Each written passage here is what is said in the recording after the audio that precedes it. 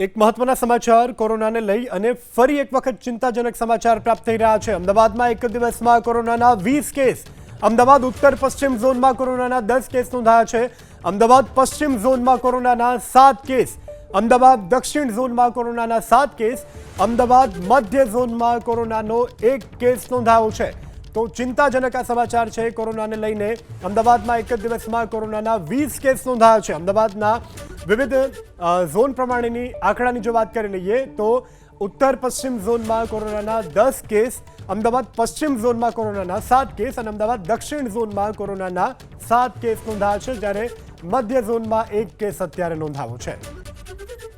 અમદાવાદ ઉત્તર પશ્ચિમ ઝોનમાં કોરોનાના 10 કેસ નોંધાયા છે। અમદાવાદ પશ્ચિમ ઝોનમાં કોરોનાના 7 કેસ। અમદાવાદ દક્ષિણ ઝોનમાં કોરોનાના 7 કેસ। અમદાવાદ મધ્ય ઝોનમાં કોરોનાનો 1 કેસ નોંધાયો છે। તો ચિંતાજનક આ સમાચાર છે કોરોનાને લઈને।